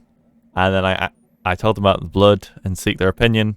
And Braden Berry interprets Sam Bottlekin's story as something to investigate further. Science can find a way to address the needs of humanity. Interesting. Braden sounds like a pretty chill person. I've now asked Nelson Vasquez, and he's gone and talked to somebody else. Now he's coming back. He's remembered. He's also telling me about science. If there's a couple of science fans on Kalug. Let's go back to the bar and see how the fix is doing. Crypt K Banana would like to see a bar at the end of the universe. Good reference there for anybody who hasn't read it. And Magpie says, how do you feel? Sorry, what'd you say? When you investigated the mystery meat, it said you could look into talking to a food expert. I wonder if the bartender might have something to say about it. Uh-huh. I think earlier it said you could look at a terminal, too. Like the first time you looked at the mystery meat. But let's talk to Jean-Claude Stone about it. We're going to come behind the bar, as we always do. Hey, buddy, come to the start corner. I got to talk to you about meat.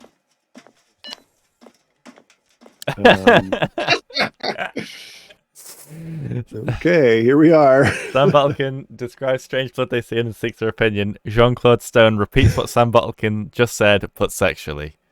I don't think that's the turn on that Jean-Claude was hoping for. This is the social combat system in action, folks. You get these nice procedural moments. Sigh. Magpie says, how do you feel the social combat system is going? I've really enjoyed the way it works so far. Do you think we'll see that in the plots? I think the social combat system is far from perfect, but it's doing a lot of the things that I hoped it would. And for anybody who hasn't heard me say this before, the way that the social combat system is meant to be experienced is the characters aren't saying like specific lines of text like you would hear in a show or read in a book. They're saying kind of like a generic line that says how they feel about a thing. And then you just kind of fill in the blanks with like what they would have actually said in there. And the example I always give is if somebody in this game tells a joke, you don't see the actual punchline written out in the log. You just see such and such tells a joke. And then so-and-so laughs or rolls their eyes. It's just kind of like, it's telling you the story beats. It's not telling you the actual words they say. And yeah, I mean, like sometimes it actually sounds like the kind of thing that you would get in actual writing. Sometimes it sounds like nonsense. And I mean, it's a computer simulation, so it's going to screw up. But I like some of the things that ends up throwing out there, especially when you don't expect it.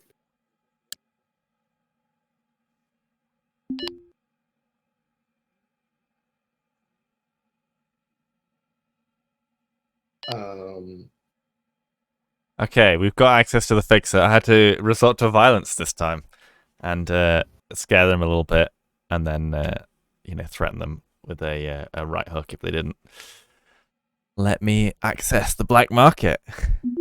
Oh, that's because we're skilled in unarmed melee. That probably worked. were kind of tough. Seems like they don't Yeah, that want... was something you could lean on. What do you got to sell? Did you set up a barter zone? Yes, and they don't want anything in there. When's the next man. update? Oh, wait, hang on a sec. They do want data files. Okay. Ooh. There's some there you tasty Some of the ones. ones you have? Some of the ones you already have? Yeah. Oh, no, these were There are on the multiple. nav console that I, like, took from a ship. There's Oh, internal wow. So you pulled out a affairs.smb. nav console on another ship. And hold on, a remorseful confession to terrible crimes that is met with assurances that this will all go away. Wow, you're a data dealer now. Damn, I literally, like, I've taken someone's whole PC out of their home. I've gone to, like, a shady guy, and I'm like, hey, do you want this hard drive? It's not for you. It's not your hard drive, right? From your state. No. That was from the loose one that he yanked off the other ship. Wow, that's another reason to get those. I mean, those nav stations are now much more high value if they have data on them like that. Beware the hand.txt. That's my that's my PDA. So they don't want my stuff. It's worthless. Your contacts are worthless to them. Yeah, your creepypasta worthless. But damn, look at the resale value, like 9.5k. I only got 3.8. What? Damn. Well, you've got money to play with now. You can buy drugs, some painkillers. I can. Dude, that'd be cool if we had plot stuff where selling this info actually kind of comes back to you, you know? Like you're selling somebody's dirty laundry to like a shady, dirty, like data dealer, and then that guy comes and like finds you. That'd be awesome.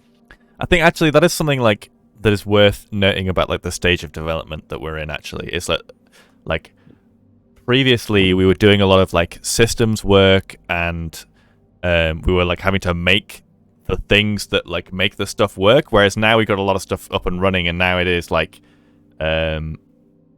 more and more as we go along it will be more like content-y sort of updates, like Corey's just talked about, like going in and using the systems we've already made to make more stuff happen.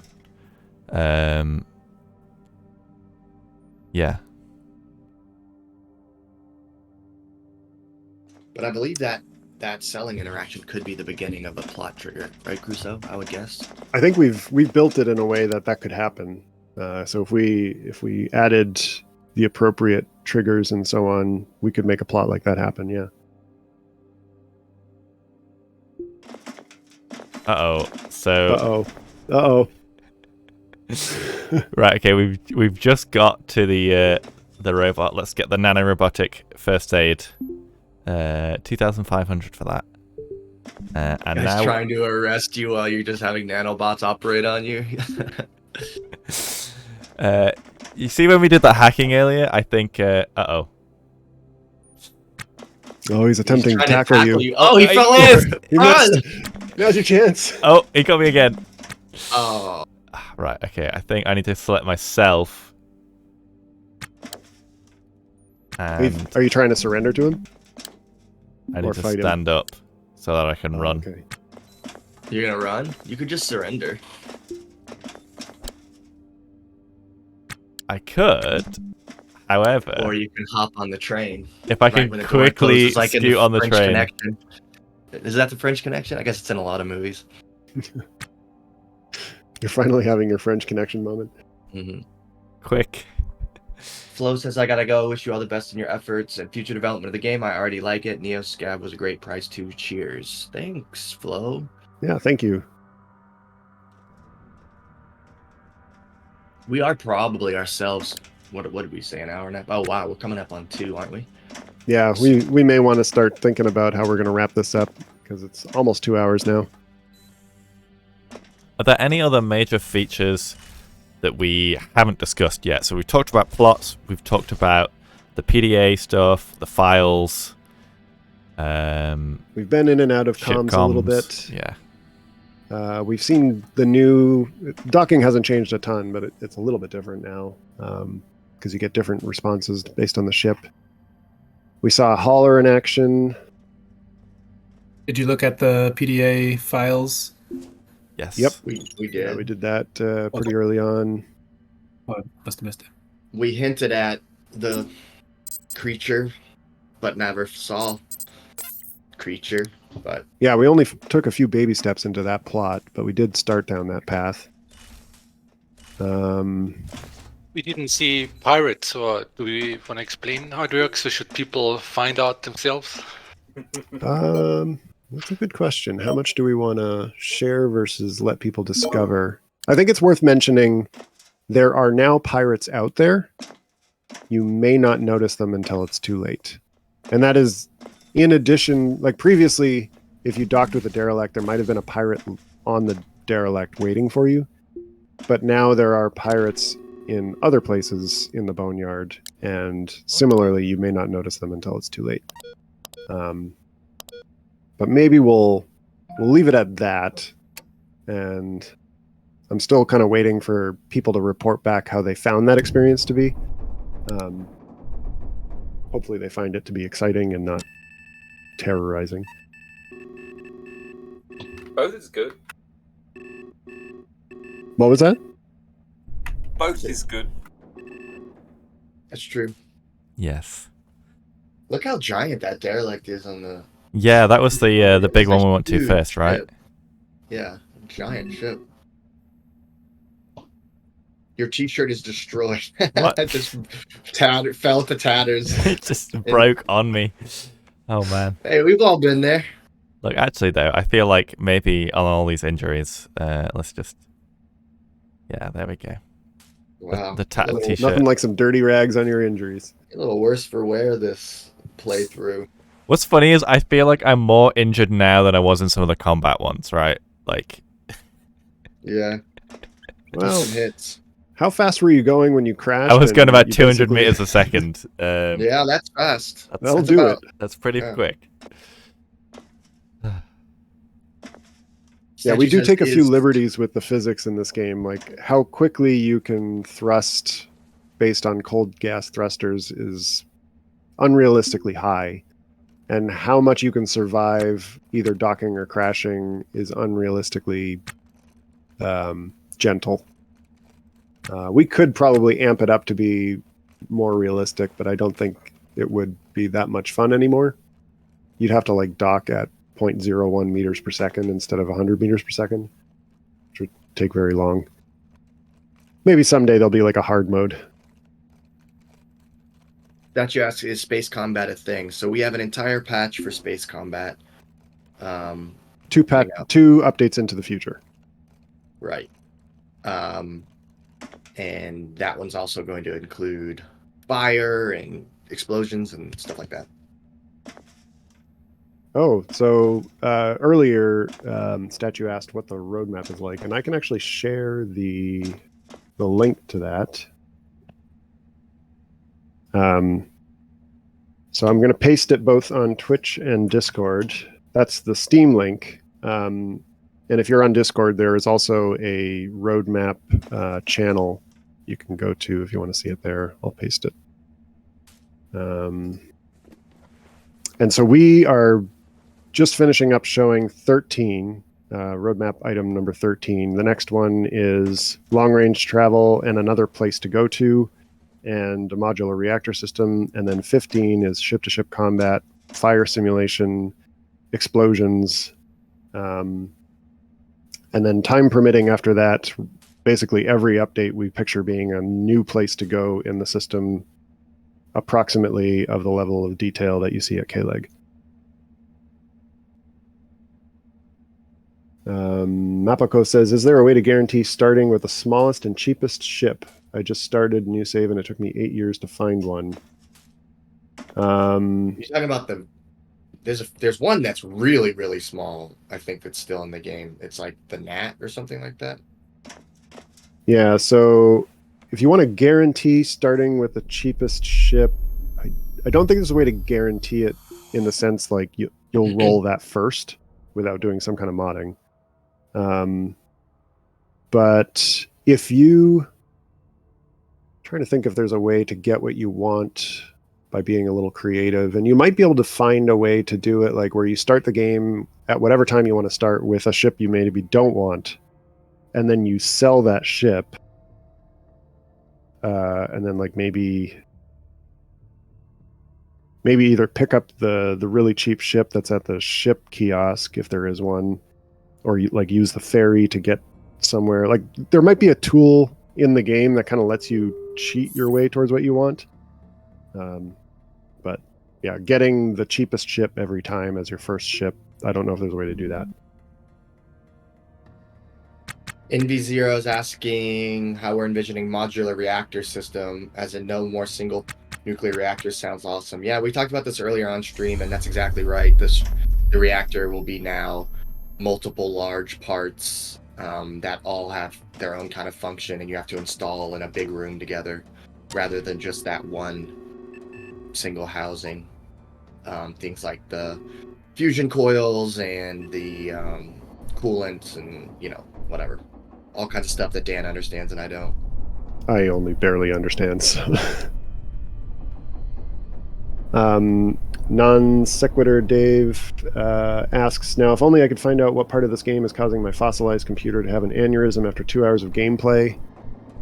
That is a good question, and it's an ongoing battle for us to keep performance in check, because the game is trying to simulate everything, and a lot of that is just CPU-bound single-thread issues.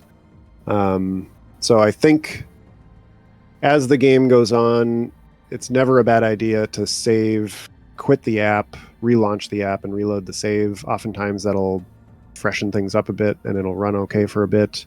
But yeah, we still have our work cut out for us trying to make the game run better optimized and more stable over a long time.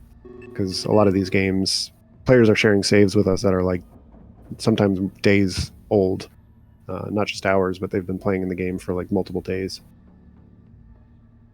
Yeah, but it is a priority of ours. And Michael already spends a lot of time making the game more performant. So yeah, hopefully you're noticing that in 13. Like both the performance of the game should be improved, but also the size of the save files has also gone down. So those two things together should have an impact. It's also always a little bit of a balancing act, since we are still in early access, and if the game was complete, then it would be a lot easier to kind of add shortcuts that help with the performance. Yeah.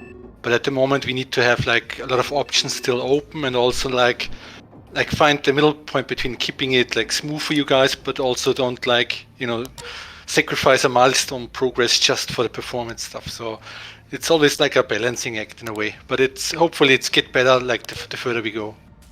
Also, every time Michael adds 3 performance enhancements, I fill immediately 2 of them up with new stuff. So that's a good question, Crypt Banana. Do you envision this to be a game that is played for a long time with one character, or is meant to be feeling kind of roguelike? That is an interesting question. I guess I pictured it always being more like you follow the story for this one character as long as you want, as long as it's interesting to you. But how long that should be, I don't know if I really knew the answer to that. I play RimWorld and Civ in a way that probably the designer never intended, which is I quit well before I finish every game, and then I start up a new one. It's I'm more interested in the beginning than the middle and the end of those games. So in some ways, maybe I've designed certain systems in this game to support that playstyle, but we also want people to be able to just follow these characters and watch them develop over time, get new relationships, move to different parts of the system, have as long and an epic a story as you want.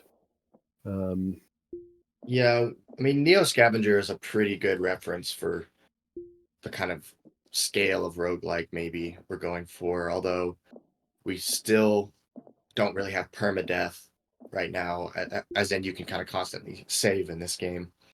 Yeah. Although we might release with a permadeath mode. I mean, that'd be kind of fun. I was very serious about doing permadeath in this game, like I did with Neo Scavenger when I first started making it. And as a convenience, I turned permadeath off, and I don't know if I could ever turn it on again without people burning me. So, well, everyone in the chat is saying they just play permadeath. I kind of do too. I just when my character dies, I'm dead. I think there was definitely a case for not forcing permadeath on astronauts because we kept having bugs that would like accidentally kill people. Yeah, and then, now that you say it, I think like if I could guarantee you the game didn't have a bug or do something wrong, I would be more comfortable turning permadeath back on, because then it's like we can design the game around permadeath and it's exciting and hopefully have lots of good options available to the player to avoid permadeath while they're playing. But right now, like one bug in the game could cause K-Leg to disappear, and like to lose all your hours of progress over that would be really frustrating. So we'll revisit this question. And Brett Hudson says, 1 step forward, the staircase grows by 2 steps. Yes, exactly. That's not just performance, that's the entire game in some ways. So.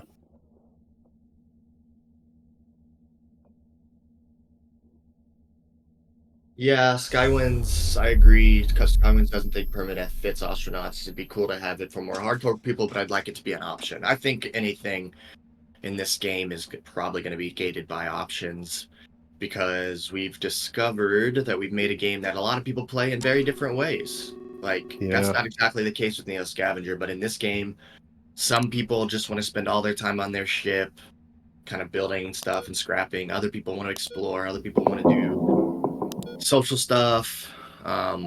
Yeah, so. Yeah, I recently learned there's somebody who really loves this game and they don't fly their ship at all. They just debug jump everywhere. And I was like, I didn't realize some people played that way, but they do. And in some ways, I'm a little bit sad now because like I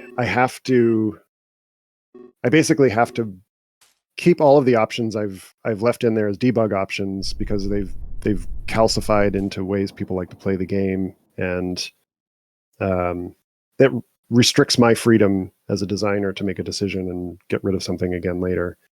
But on the other hand, it probably means people are playing this game that I never intended as an audience, and that they're enjoying it is wonderful. I'm so happy that people have found a way to enjoy the game despite all of the difficult decisions difficult systems I've put into the game. So yeah, we'll hope everybody who's enjoying the game now continues to enjoy it, and that we don't like suddenly close the door on a bunch of people. Oh, There's sorry, something up in that derelict. Perfect time. Oh, and I'm afraid we're all out of time, everybody.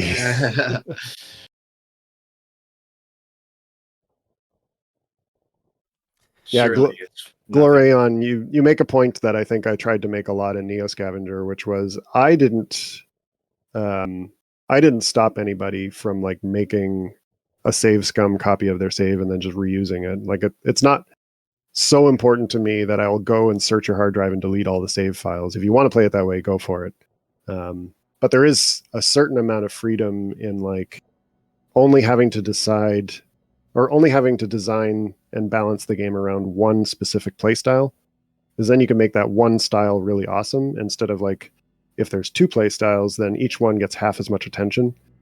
And yeah, it's a balance.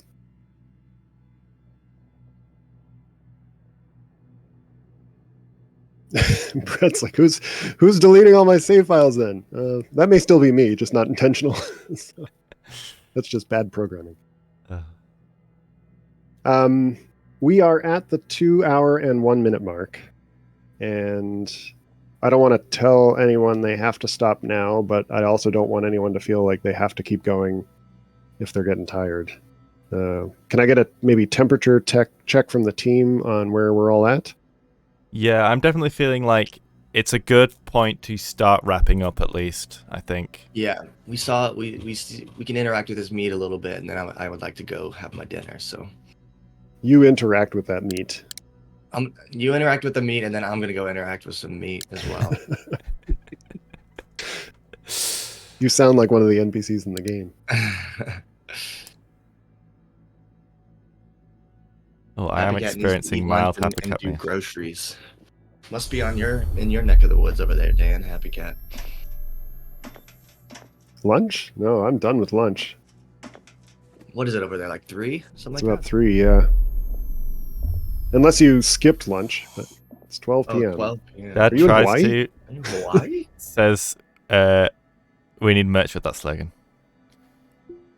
Oh, New Zealand. Oh, what's up? That's cool. Oh, Got a Kiwi. okay. I thought there were more time zones between here and New Zealand, but maybe I'm wrong.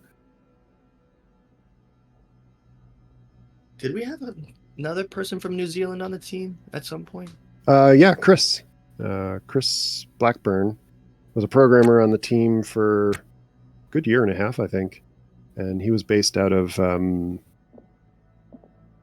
where was he? A beautiful beach in New Zealand. But aren't they all? Like Doubtful Sound or something like that.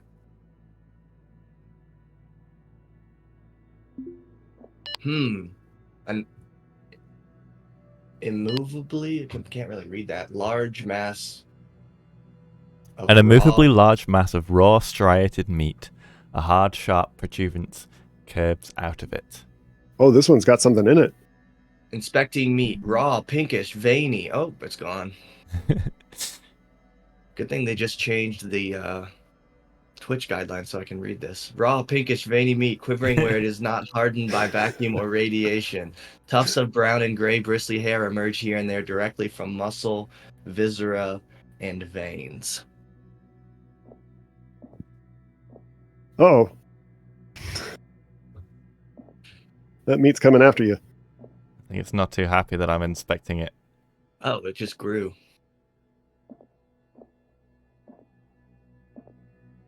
I mean, I think it's pretty customary that I die in these gameplays, right? Yeah, go ahead, give it So- a This is how we smack. close our streams, folks. Give it a whack. You Go got ahead a and whack knife, that don't you? meat. Hey, we actually got a bit. Oh, you got one. Eat it. Oh, we did make a pretty tough guy there, didn't we? Yeah. Right, let's stop. Oh, you're kind of crushing it. yeah, I'm Eat kind it. of- Eat the meat. Eat the meat. A handful of raw, Just chow down. striated meat. Nothing can go wrong. Yes, I'm sure all these red attack indicator areas are definitely nothing going wrong. Go inside your ship, eat some meat, go back out, take them down. I think maybe we should leave what happens when you eat and Okay.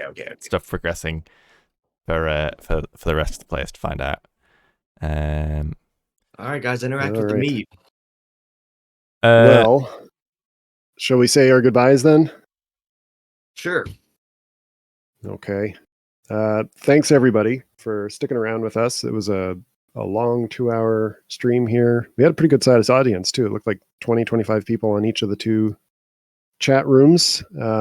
Hopefully you got a chance to see what we've been up to. Hopefully you also got some of your most burning questions answered. And as usual, feel free to reach out to us on Discord and the Steam forums. We try to be pretty active and reply to questions in those places. Reddit, we have a Reddit too, /r/astronauts. Yeah, if we don't reach out to you before then, I hope everybody has a good holiday season and a healthy and prosperous new year. Yeah. Thanks, everybody. Everyone's saying thank you. Peace out. Nice knowing you. Thank you all. We appreciate you very much. All right, take care, everybody. Thank you Bye. very much, everybody. Bye.